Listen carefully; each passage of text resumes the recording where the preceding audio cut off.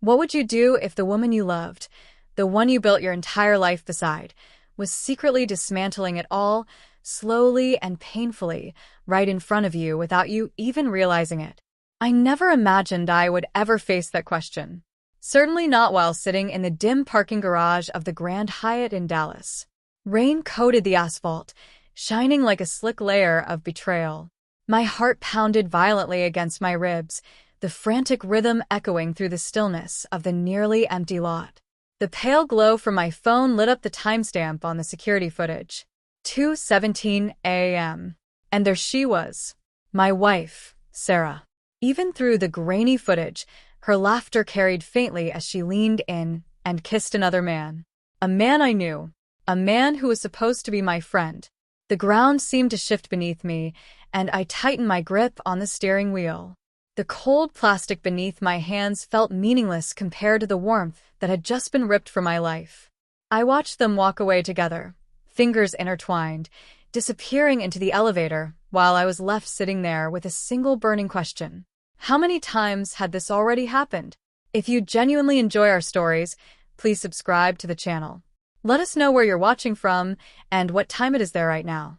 It's always fascinating to see how far these stories travel.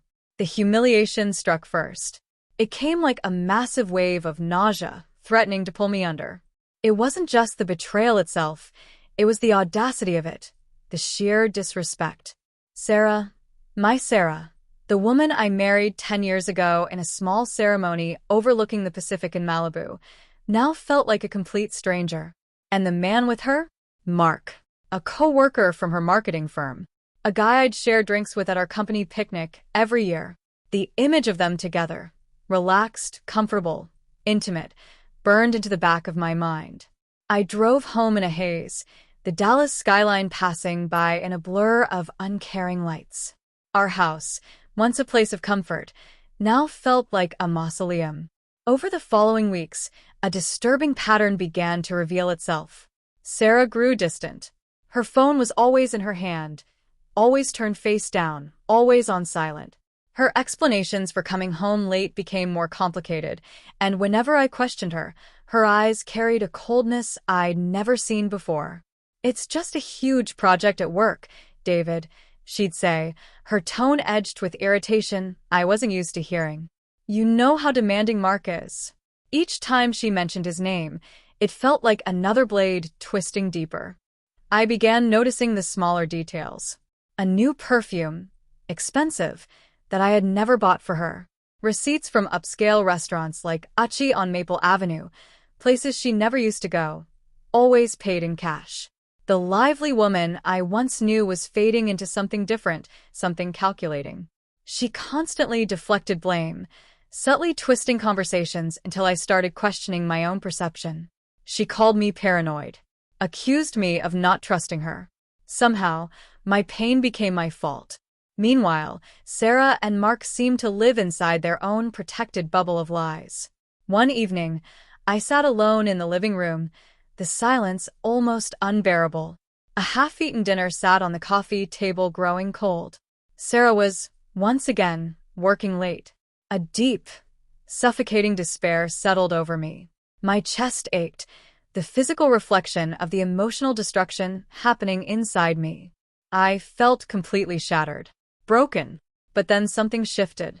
A small spark of resolve formed deep in my stomach, cold, focused, determined. This was no longer only about pain. It was about justice. It was about taking back what belonged to me. Not just the house or the finances. My dignity. My change from a devoted husband into a calculated strategist happened gradually, step by careful step. I began with simple measures. I installed discrete cameras throughout the house, covering entry points and shared spaces, never the bedrooms. Then I hired a private investigator, a quiet woman named Alina, who worked out of an unremarkable office tucked along a side street near the Dallas Arts District. She was efficient.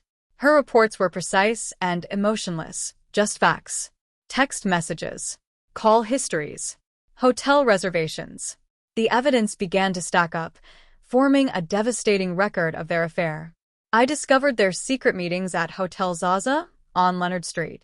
Their quiet dinners in secluded corners at Nick and Sam's steakhouse. I even uncovered a burner phone hidden inside Sarah's gym bag, filled with nauseatingly affectionate messages between them.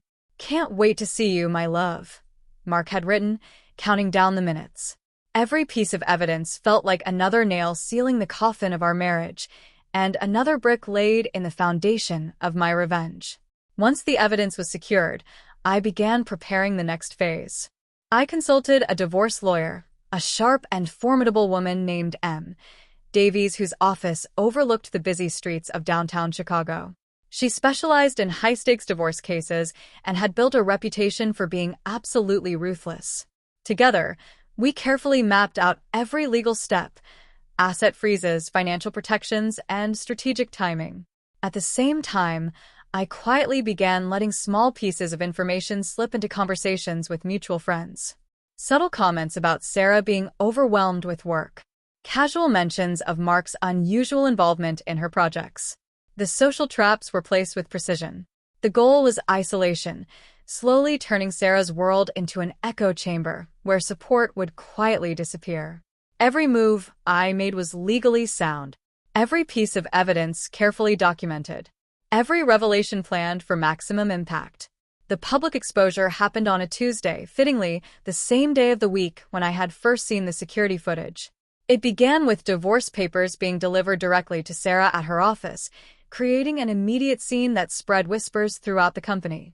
Soon after, anonymous emails were sent to two key individuals in her professional network.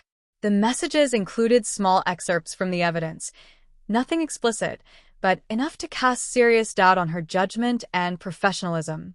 The final strike came through a carefully worded social media post shared by a concerned friend.